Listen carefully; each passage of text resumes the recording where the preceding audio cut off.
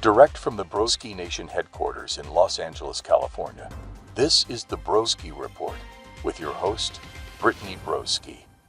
Hello, and welcome back to another episode of the Broski Report, starring me, your host, Brittany Broski.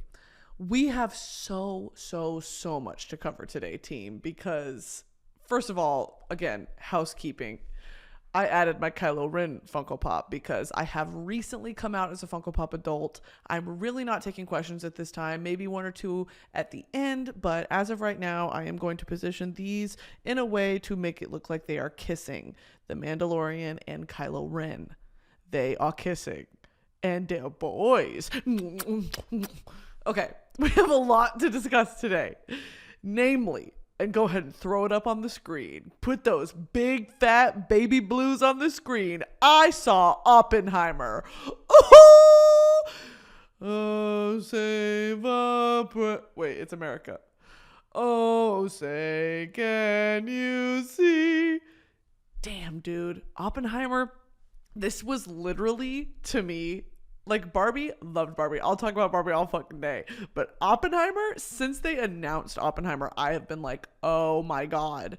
Because those sort of like biopic movies, if they're done well, I'm a sucker for those. Y'all know how I was with Elvis. Like Elvis changed the fundamental structure of how my brain works. I loved Elvis. I think that it was such a fun interpretation of his life and his legacy. With this, obviously this is less fun and less like, what's his fucking name?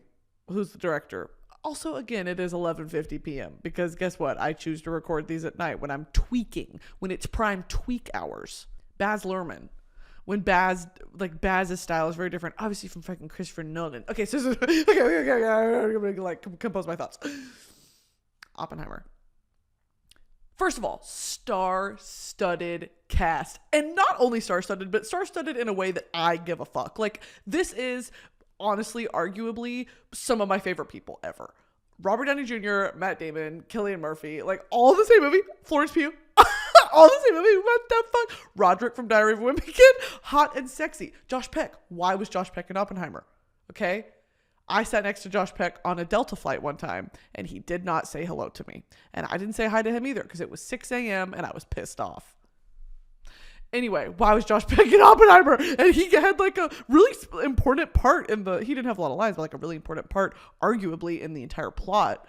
Okay, so the cast was fantastic. Really enjoyed looking at the DILFs, okay? DILF Manor. Oppenheimer confirmed DILF Manor. Really here for that, team. Number 2, Cillian Murphy talked about how he had to like lose weight. Go ahead and put a comparison up here of like Peaky Blinders Cillian versus Oppenheimer Cillian. He lost weight to play J. Robert Oppenheimer because he was known as just super skinny guy, and he had a really weird diet that he would eat, like barely ate to keep himself alive, but he looked great. J. Robert Oppenheimer, ED? J. Robert Oppenheimer, RIP, you would have loved ED Tumblr.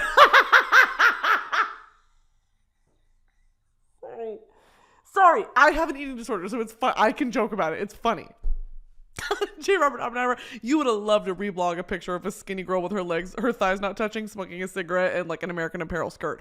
You would have loved that, Oppenheimer. Why did you build the bomb? You could have slayed on Tumblr. Okay, anyway. The whole premise, right, is so interesting to me. And that's why when they first announced it and I first like found out what it was about, because I had heard about Oppenheimer in school, but it was never like this in-depth, him, the sort of moral quandary that was his life and how nuanced the path before him became, his academic past and then his political future, like just how complex it is and how you can be party to something and not realize how evil it is up until it's too late. And so I think what an interesting concept. And I think Christopher Nolan obviously has talked about that. And it's the whole, fucking point of the movie. I think they did a fantastic job. I will admit the sequencing of the movie is a little hard to follow. There was some stylistic choice which I am about to Google, of some parts of the movie are in full color and some are in black and white. Why are parts of Oppenheimer black and white? The real reason the demarcation was done was to show which scenes are from the protagonist's perspective. The color scenes in the film are from Oppenheimer's point of view, while the black and white are from others' perspective, chiefly Strauss. Now that's interesting. Why Christopher Nolan shot the same scene in Oppenheimer in both in black and white and color. That makes sense. Because as more is revealed through the movie, you realize, and it'll go back to a specific spot where I was like, we've already seen this, but that makes a lot of sense. Strauss is played by my lover, Robert Downey Jr., the third, senior, junior. I love him so much. Anyway, stylistically, definitely there were some choices that, to each their own, like, whatever. Some people didn't like Elvis because it was like too camp and too whatever. I loved it.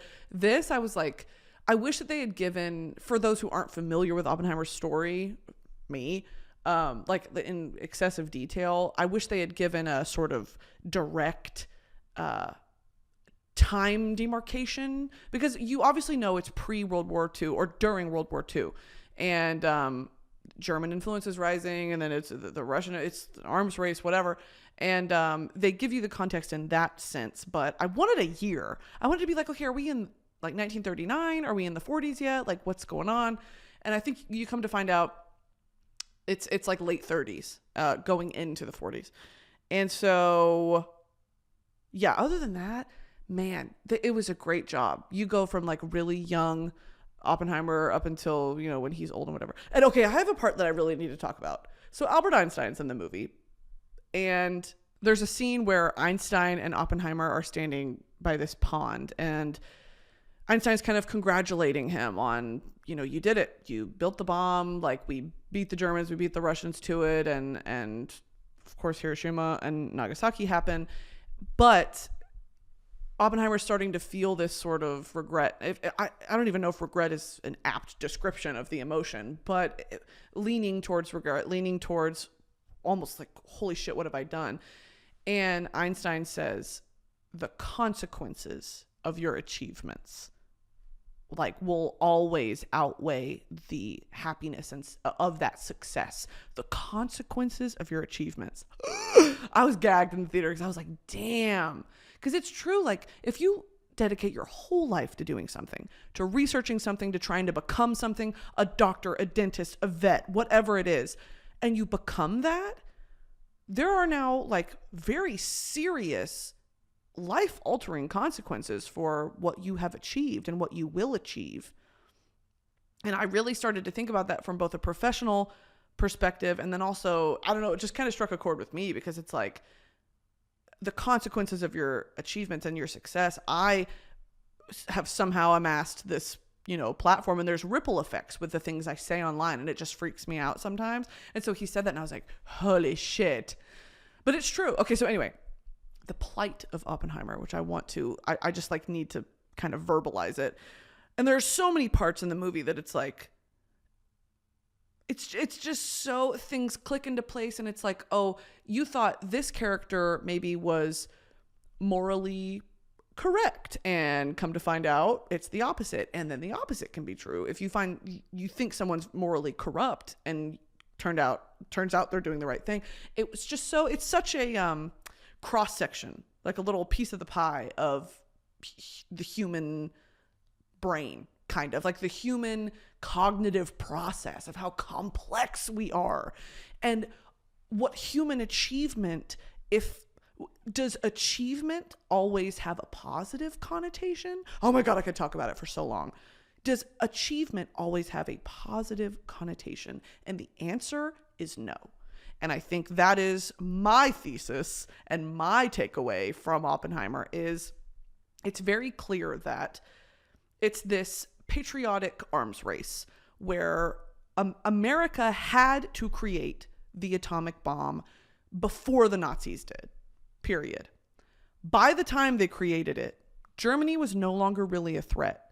Japan still kind of posed a threat, but it wasn't wholly necessary to do what they did. Now, there's a scene in the movie where it's this great success. Like, they build the thing. They've spent $2 billion on like 4 years doing this, and like so many workers, and they built this fake town, and they do all this shit. And then it comes down to like test it.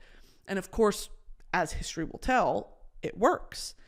And that's this moment in Oppenheimer's story, is like, we did it. And what I've dedicated my life to, and what I've put my family through, and what I've been through the fucking ringer for, we did it. But I have never paused to think, what does this mean? And on top of that, the people who did try to warn him of like, this could end the world as we know it. Because they didn't know if the atomic bomb, once it got into the atmosphere, if it was going to be a chain reaction, like a ripple effect of this atomic explosion. And it was just going to wipe everything off the face of the planet. They didn't know. It was not very probable, but nothing's ever a zero. So they tried to warn him. People tried to warn him of like, this is so dangerous. And are we willing to gamble humanity like this? Like, for what? And he brushed them off. And then it's just done so well at the very end. It's like, for the rest of his life, he will have to live with that blood on his hands. And they portray it, that anxiety and that dread and guilt and what have I done, in such a cinematic way. And it's scary, kind of, the imagery. And I saw it in IMAX, which you have to see it in IMAX. The bass is it's almost a 4D experience. Like, it is full body immersion. It was so good. I love IMAX. I forgot IMAX existed. Anyway, I really, really, really enjoyed the movie, and I will be seeing it again. It was so hard to get a ticket to this, dude. I live right by a movie theater, and the theater I'm by is like really nice. And I saw Elvis there like 5-6 times. I tried to get a ticket to Oppenheimer there. It's sold out for the next 2 weeks. Huh? So I had to drive. Shut up. I had to drive out of my way to go see my husband, Cillian Murphy. Anyway, I really, really, really would encourage you to watch it. It is a long watch, but you know, if you're not really someone who's interested in history or like academics or anything like that, I think it's maybe not a movie for you, but it's so well done for the people that really enjoy that stuff. And if you don't, give it a try. You never know what could strike a chord with you. Okay, so Oppenheimer. Yeah, loved it. This episode of the Broski Report is sponsored by Tinder. You know it starts with a swipe, guys. Everybody knows this. There are so many possibilities that are just a match away. And it's summertime. It's uncuffing season, okay? It's the best time to be single. Go have fun. Make some unforgettable memories. Tinder's there to help you find the perfect partner for those moments. Tinder is the world's most popular dating app. That means the most opportunity to find whatever it is you're looking for. Tinder has more safety features than any other dating app, and there's over 1.5 million Tinder users to go on an in-real-life date every week with. Success on Tinder can mean whatever you want it to, and other apps are hard. Tinder's easy and fun, okay?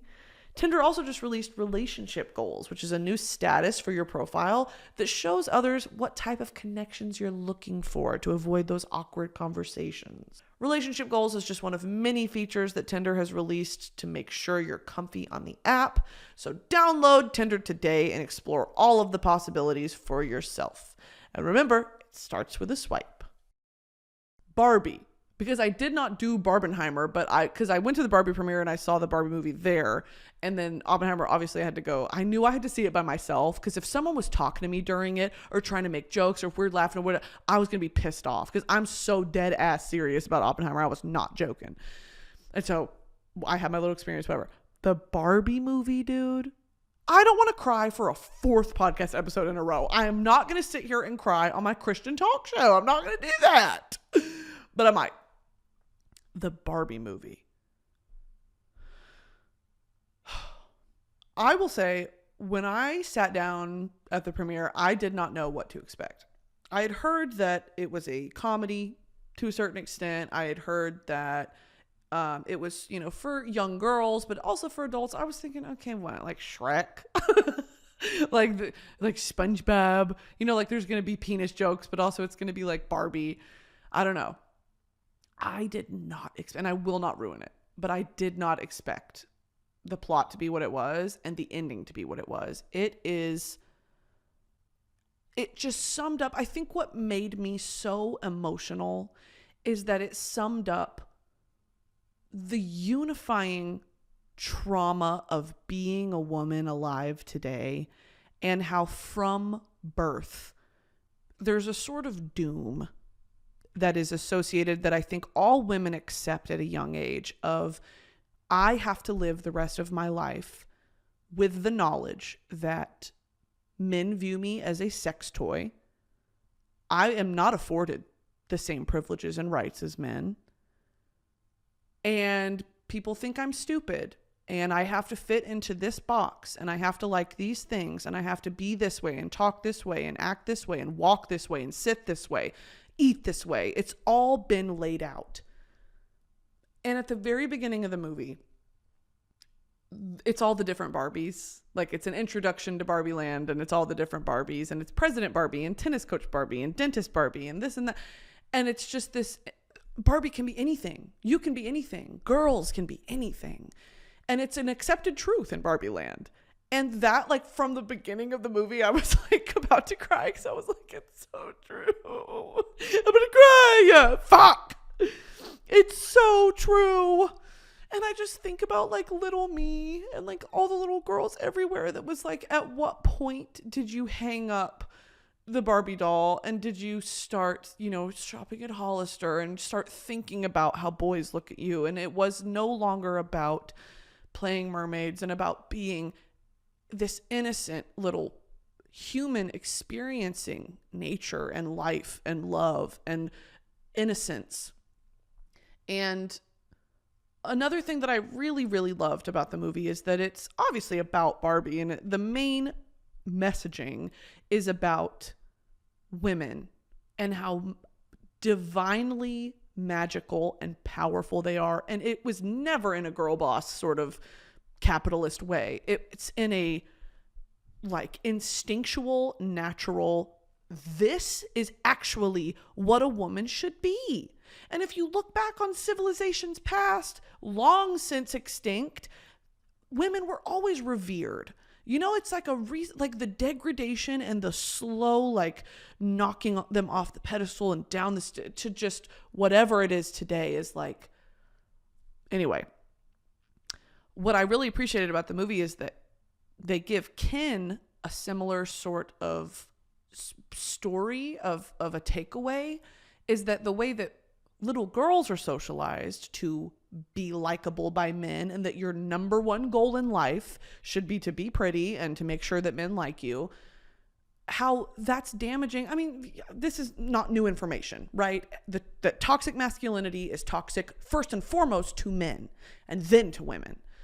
Like, men are just as much victims of the world they created, that they can't even live up to the standard that has been set for them. And the Barbie movie, I mean, Greta Gerwig's so good. She's just so good. It explains that. And you almost start to feel sorry for Ken after you get past, seeing him as not a villain, but, he's the antagonist in a certain sense. When you get past that and you see to his core, he is just a little boy, the way that we're little girls inside. It's like, you feel bad for him because he didn't know any better. And he was trying to impress his peers and his elders the way that we, it's like, so I think it really just pointed fingers to where the problem lies. And of course it's the patriarchy, and of course it's capitalism and how it's all tied together and whatever. And these are common themes on this podcast that I hope, you guys are kind of understanding at a certain point. And I appreciate that the Barbie movie is quite existential in its plot, which made me sob and cry because I already freak out about mortality.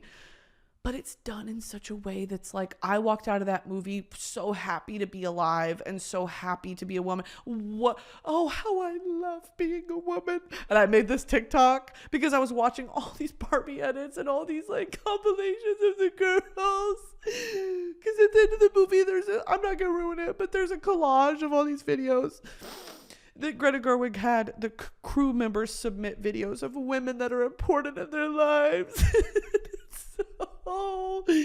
So beautiful.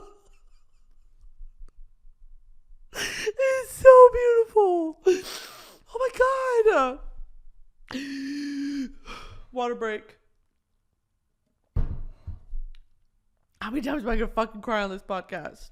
There's a scene at the end that's just like, it showed women like doing the things that like everyone has a purpose, and it just fills me with so much fucking rage that women lose a sense of purpose because first and foremost the most important thing becomes pleasing men.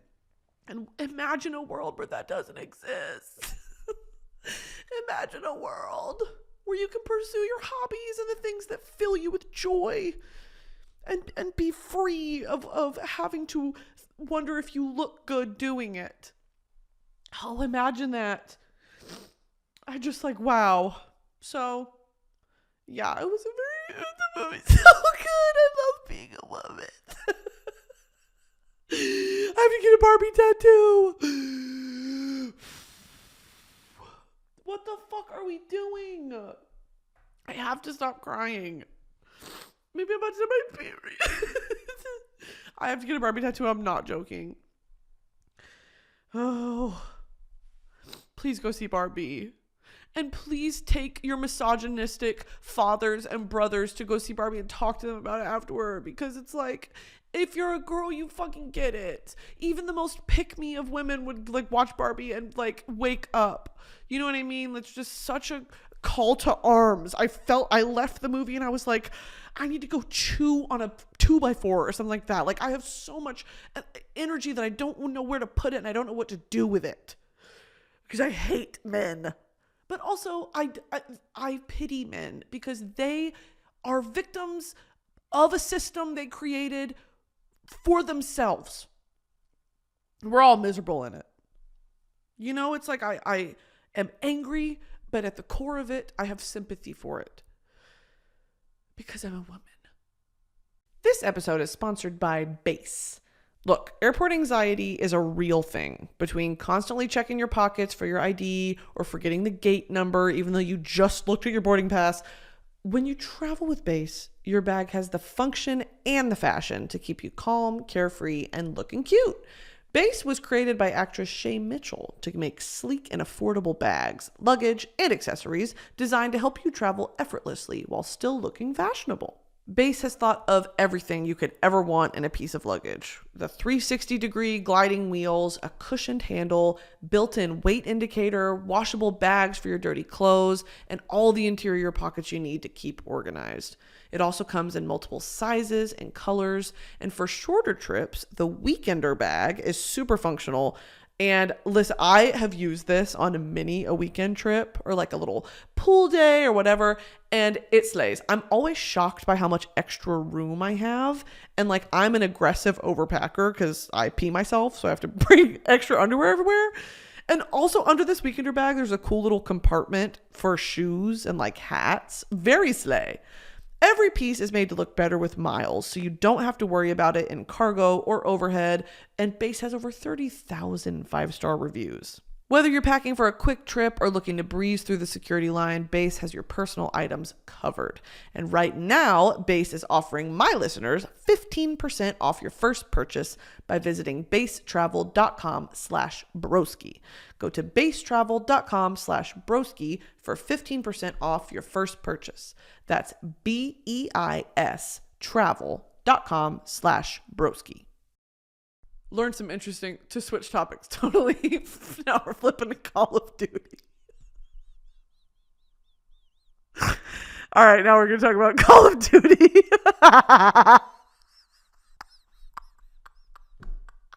Oh my God, no, back to Oppenheimer. Matt Damon in a military uniform. Good night almighty. Good night of living. I'll tell you something, boy. Put it up here. Lord, he looked good. Lord, shit. I love Matt Damon. I love Matt Damon in Ocean's 11. I love Matt Damon as Jason Bourne. I love Matt Damon in We Bought a Zoo. I love Matt Damon as, what's his name? Grove. General Grove. Damn.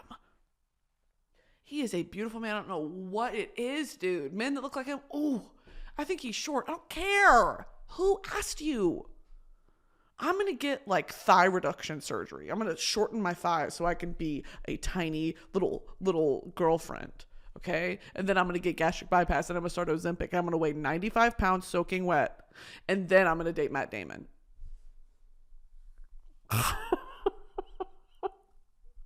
And what are you bitches going to do then? When I weigh 95 pounds soaking wet? You're going to be like, please eat a hamburger. And I'm going to be like, stop. Fine, I'll eat a hamburger. It's going to be, I'm like, I'm full because my stomach's the size of a lima bean.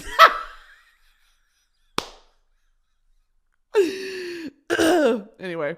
Okay, Ghost from Call of Duty. Guys, from the last episode where we checked in on this, it is my entire For You page. It is my entire For You page is Ghost and Koenig.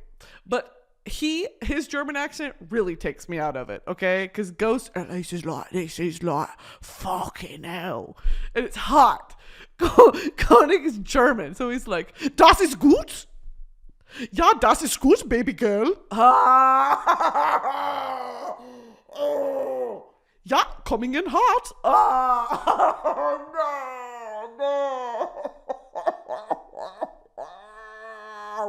No. So this is gonna be Koenig, okay? Holy shit. What are we talking about? Is it good? Is it good? Is it good?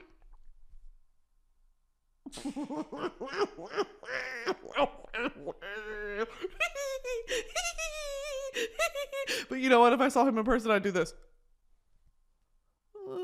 I see that comment all the time. It's like, I just snorted for no reason. Jesus. When you're so horny, you start oinking, like snorting like a pig. Oinkers! I saw this comment that was like, I'm online thirsting over these Call of Duty military men, but if I saw one of these dudes in real life, I would cross the street to avoid him because he's scary looking. And how pitiful is that? Also, I see so many videos and fan fictions and like, what's it called? Headcanons, where like they're taking a canon character but then putting him in a non-canon situation. I don't know. Maybe I don't know what headcanon means. Of being like, okay, here are little quirks about Ghost and Koenig. Or just like video game characters.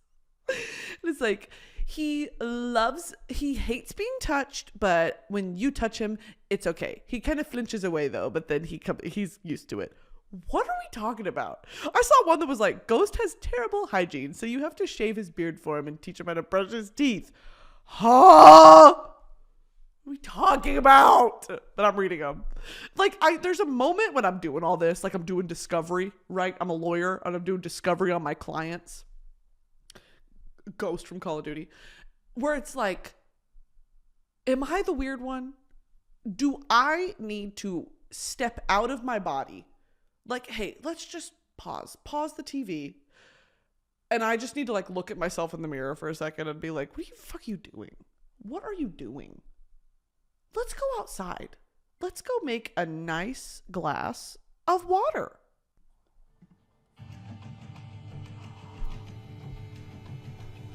All right, I'm going to stop you right there, Chief.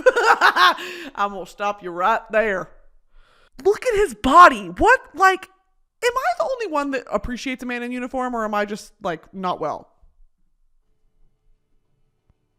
The way his hips, like, shift around.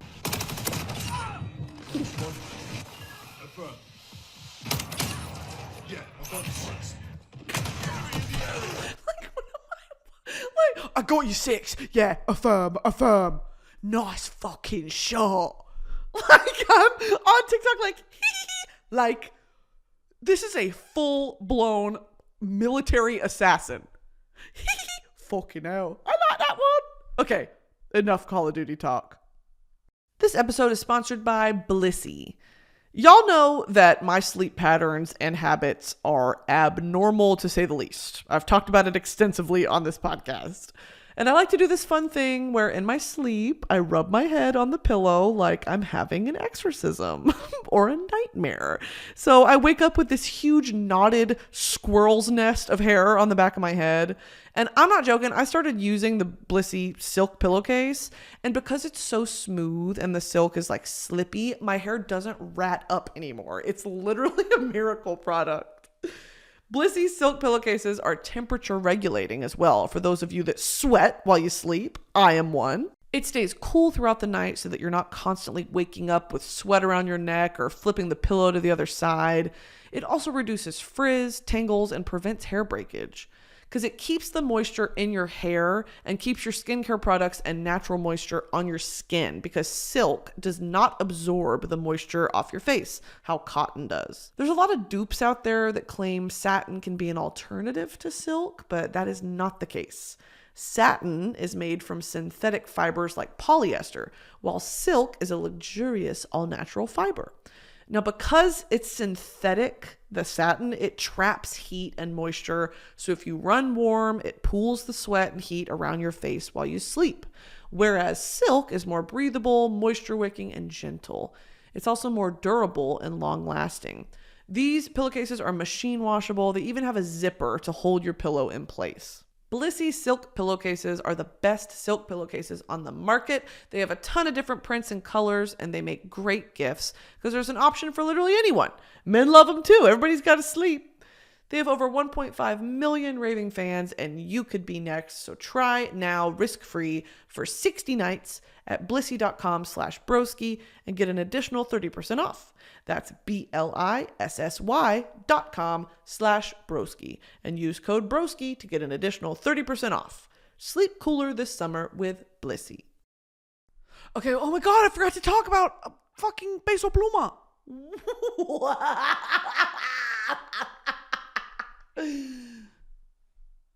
Thank you to my man. That's my man. Thank you to my man. Hassan Peso Pluma. La doble P. Pura doble P viejo. That is my man. Look at us. That's my baby's father. I'm sorry to tell you here and now, but that is my baby's father. I'm 6 months pregnant today. That Kylie Jenner video. So I'm 34 weeks today. Me and Peso Pluma. He's on tour. He's making us money. Okay? And I'm here holding down the domicile. Holding down the homestead. The home base. I'm 34 weeks today. Yes. That's crazy. Kylie Jenner had a baby, by the way. Doesn't she have two? That's crazy. Kylie Jenner has a baby. That's crazy. Anyone has a baby. I would never do that. That is crazy. I'm just a girl. I don't know. I'm just a baby.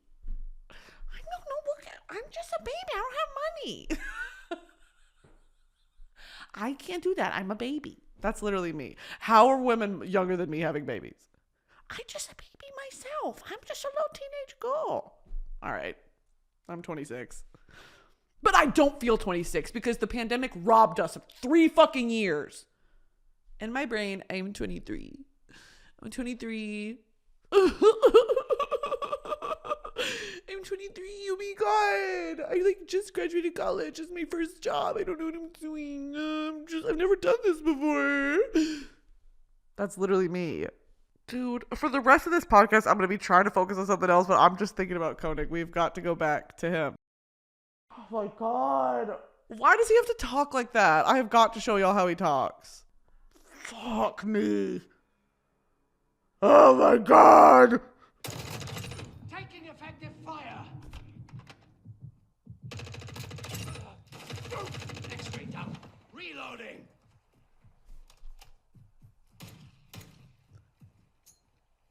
Frag out. We've lost the lead. I'm hit. Target down.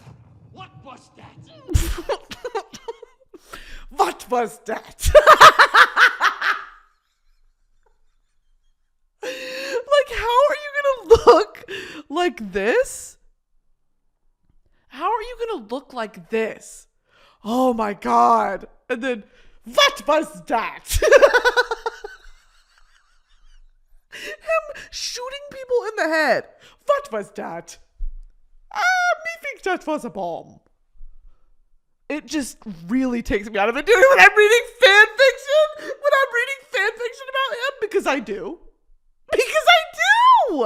When I'm reading fan fiction about him, and it like they'll put little parts in German. They'll put parts in fan fiction in German. What was that? Stop it!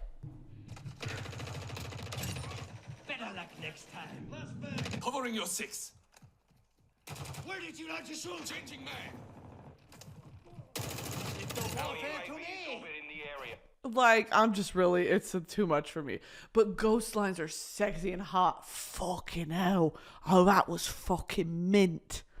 He's just sexy, dude. And I've recently figured out the voice actor who plays the most recent ghost, because apparently there's different versions. I don't know bullshit about Call of Duty Modern Warfare 2. But don't I act like it. When I'm reading these fan fictions, I'm like, I'm not, yup. No clue. Switching mags. Switching mags.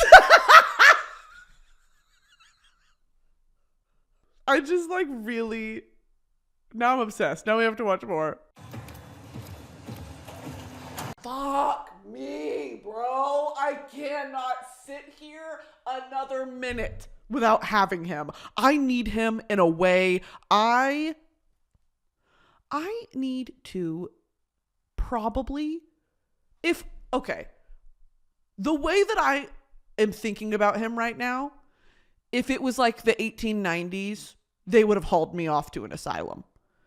Like the things I was about to say about him, this is Pixels, okay? This is not a real man. He is an animated video game character. The things I was about to say that I want him to do to me, they would have shipped me off to the loony bin. With what's it called? Mad fever. They would have lobotomized me, bitch.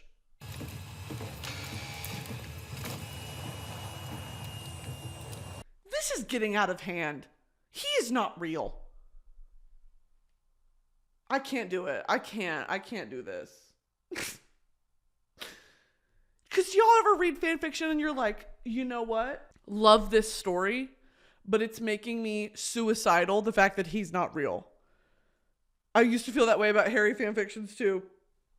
It's like, this is not, you can never have him. No one can ever have him. Oh my God. How did I get back talking about him? I promised I was done with Call of Duty. I was talking about Peso Pluma. This concert was at the YouTube Theater in LA, it's like a pavilion kind of. I don't really know what the capacity was, but it was a decent sized venue. And he sold that bitch out. He sold out 2 nights in LA. Period. Next time he's here, but he's going to be at SoFi. I promise you. Which is like the big stadium. This concert was obviously entirely in Spanish because he's Mexican. And it was such a beautiful, like, celebration. And at events like that, I always, like, that's obviously not my culture. Because look at me, listen to me. I'm there as obviously an objective enjoyer of that music. And I find it so, like, Latin music is such a welcoming, happy environment. And I love going to shows like that. And that's my first, I've only ever been to like reggaeton shows and like, obviously like Rosalia's flamenco, but this was entirely corridos. Like it was entirely, and it was so much fun. Like watching everyone dance, and I was there with some of my friends and we got a little drunk and it was so fun. And at the end, he blew red, white, and green confetti into the air, and it was like a big Mexican flag, and someone gave one to him on stage. He had it wrapped around himself, and it was just so beautiful. Like I love him, and I'm so proud because having a #1 in America that is a completely Spanish language song, wow. Like wow.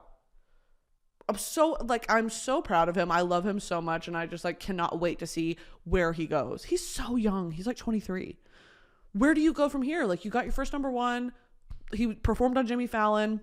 He's selling out venues all across the US. I love him so much. And I want to see him in Hidalgo. I want to see him in Hidalgo, Texas, but we'll fucking see, girl. Because guess what? I was one of the only white people at the show. Was one of the only big fat whiteys at the show. And that's fine. I'll wear that badge with honor. Big fat whitey at the Peso Pluma show. I'll do it. Someone's got to take it. And I'll do it. Okay. And then, when I met him, I like spoke to him in Spanish, and I was so nervous. I was so nervous, dude, because I don't like, yeah, I speak Spanish, but like, I'm not, you know what I mean? And so I went up to him and I told him, like, tengo un regalito para ti. And he was like, okay. And I gave it to him. And he spoke back to me in English. And I was like, oh, yep. Yeah, well, yes. That's like what people say when they go to France and they try to practice French on the, like, waiters or whatever. And they're like, I speak English. Like, that's how it felt. I was like, tengo un regalito para ti. And he was like, cool. He said, this is fucking cool. I said, oh, I gave him a Spider-Man mask. I don't want to talk about it. He loves Spider-Man. Okay. I love Peso Pluma. And that was surreal. Now, to completely pivot. Actually, I'm not done talking about Ghost. I'm not done talking about Call of Duty. I'm actually not done talking about Call of Duty. Because, I have more things to say. I read this fan fiction about 2 nights ago. And I think that I am going to write a book. And I think I've talked about this before. I am going to write a book. Me and Ash Nico actually were talking about this the other day. I was texting her because she's reading Throne of Glass too.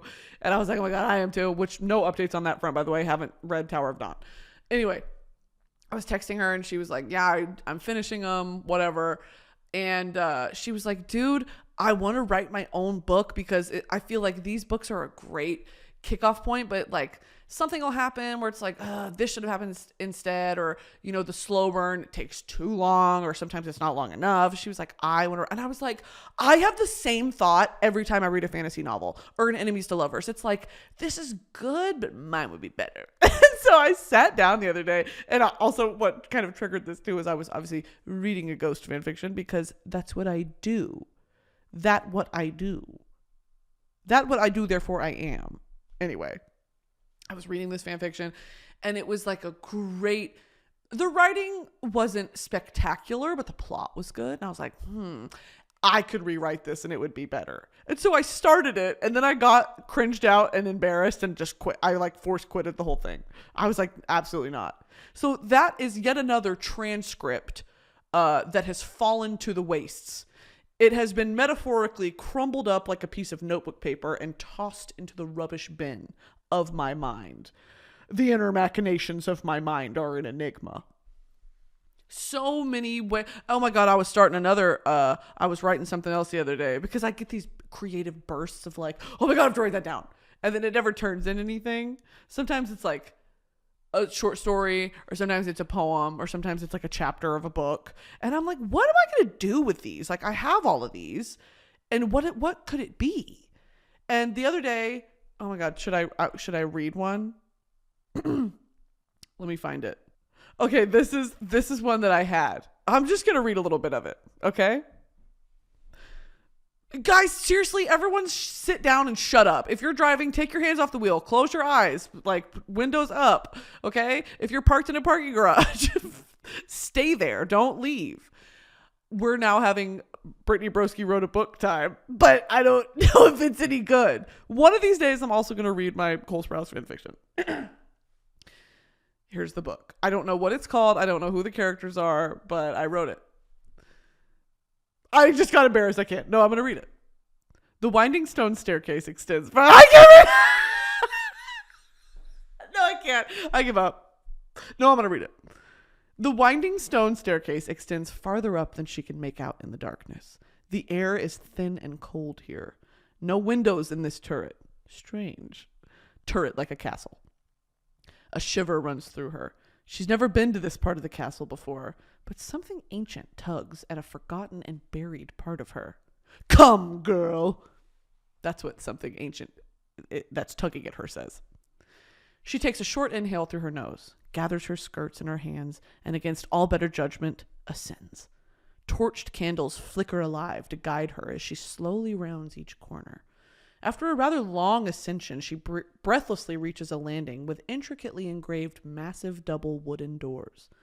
Iron ivy wraps around the entire door's edge, winding into the stone wall. Her heart sinks to her stomach.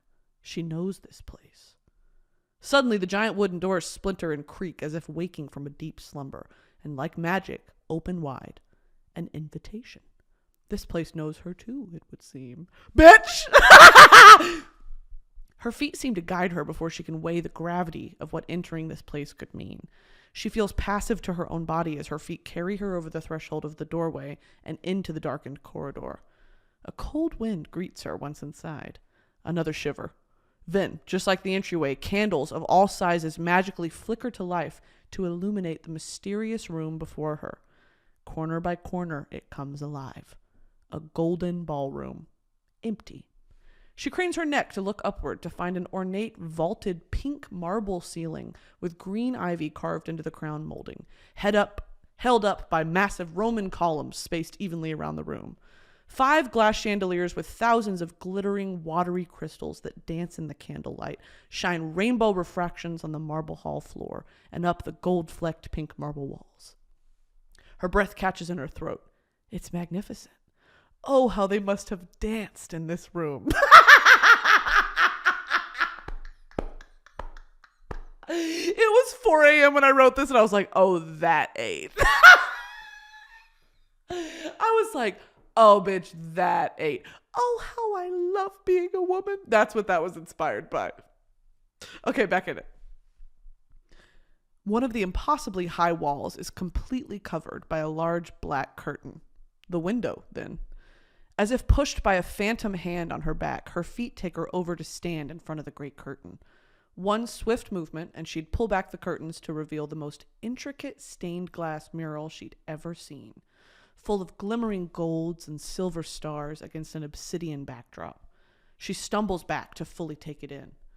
8 massive wall-length panels of black glass depict what looks to be a retelling of an old fable. She moves closer. She knows this story, but how? From where? It's not as if she had anyone to tell her bedtime stories as a child. A closer look. No, not a retelling at all. A historical chronicle. She reaches out to touch the glass. Get out! He growls from somewhere behind her.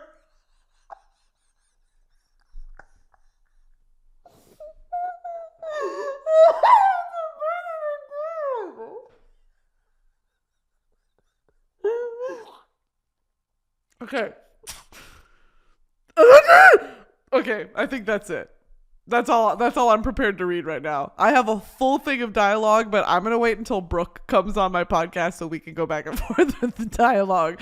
Let me know what you guys thought about that and if I should keep going, because it's kind of giving a little Beauty and the Beast.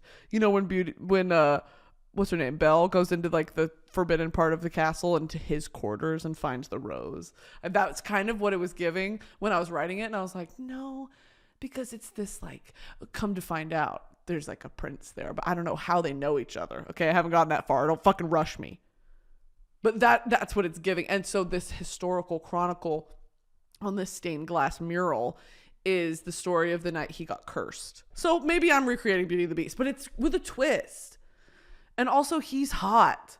Like I was imagining, okay, like who would this be? And at first I was like, Sam Claflin? No, it wouldn't be Sam Claflin. And then I was like, Henry Cavill? No. It's got to be somebody like that sort of archetype of like, oh my God, he's hot. But in a way that's like, not like, oh, he's overtly hot. It has to be like, oh my God, I'm blushing. Oh, it's Aaron. No, it's not Aaron Taylor Johnson. I can't talk about him ever again. I feel like if I'm ever in a room with him, I'm going to be fucking blacklisted. Like they're going to take me away. in like a white jacket. Like, it's over for me if I'm ever in a room with Aaron Taylor Johnson. Anyway, that's my story. God, he's so hot. I got back to my YouTube homepage of Koenig because what was that? Why did he say that? That's about to piss me the fuck off. What was that? Why do men open their mouths? Look, you can't look like that, then do, what was that? Men are cursed. Men were cursed with, they're so beautiful. Like, men objectively, and if you're a lesbian, I'm sorry, men objectively are just beautiful. Like, they have, and they don't even know it. Like, the long eyelashes and the beautiful eyes and like full lips and like the male physique, I'm still about to go in on it. And then they ruin it by opening their mouths. You had it so good, brother. And you, what was that? Oh, fuck you. Who's like the main guy in Call of Duty? Who's like the main guy? Is it Soap or whatever his name is? Who's Graves? Also, why are they British and fighting for the American military? It doesn't make fucking sense. It doesn't even make sense. Okay, so that's Ghost and that's the German one. Why are they fighting for America? That's like literally, they're not even from here. Me and my friend were reading Ghost Wikipedia page the other night. Trauma. His whole family died. And his dad used to beat on him, and then he like got buried alive and by some cartel in Mexico, and then crawled across the border to Texas, and then like something happened. I don't know. Special ops. Anyway, guys, tonight I'm going to be working on my novel about Ghost from Call of Duty. So we'll read that next time we do an episode. Okay. I think that'll just about do it for me, team. Go watch Royal Court with Orville Peck. My show, my celebrity talk show is out. Go watch it. New episode late September, and you're going to die at the guest. Okay, love you guys very much. Please don't forget to subscribe to this channel. Like it. Leave me 5 stars on Spotify and Apple Podcasts so I can keep doing this. Go subscribe to the Brittany Broski account. Follow my spam on TikTok. Follow my main on TikTok. Follow me on Instagram. My Instagram stories, I treat that like it's my fucking diary. And I will go back, you know, like how Instagram will flip back to like a year ago today, you said, and I'm like, Jesus fuck. I said that in public, like to my public audience. Anyway, go follow me on Instagram. Loving you guys. And for what it's worth, I'm sorry. For what it's worth, I'd like to apologize sincerely and wholeheartedly. All right, bye.